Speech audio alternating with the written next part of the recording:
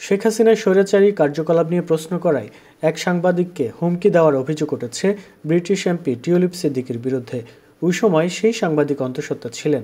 সেই সাংবাদিকদের শারীরিক অবস্থা নিয়ে বাজে মন্তব্য করতে ছাড়েননি তিনি ও ভিডিও পোস্ট করে গতকাল শুক্রবার সংবাদ প্রকাশ করেছে ব্রিটিশ সংবাদ মাধ্যম দ্য টেলিগ্রাফ।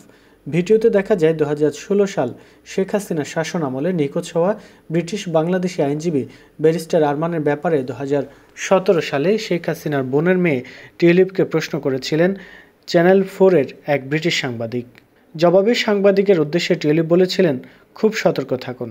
টিউলিপ হুমকির সুরে বলেন, আমি হ্যামস্টেড এবং কিলবার্নের একজন লেবার এমপি। আমি একজন ব্রিটিশ পার্লামেন্ট সদস্য। খুব সাবধান থাকবেন। আমি বাংলাদেশি নই এবং আপনি যার কথা বলছেন তাদের মামলা সম্পর্কে আমার কোনো ধারণা নেই। আমার বক্তব্য এখানেই শেষ। শেষের দিকে টিউলিপ অন্তঃসত্ত্বা সাংবাদিক ও প্রডিউসার ডেইজি আইলিফকে বলেন, এখানে আসার জন্য ধন্যবাদ ডেইজি। আশা করি তোমার সন্তান ভালোভাবে হবে, কারণ প্রসব খুবই কঠিন। দেখা হবে।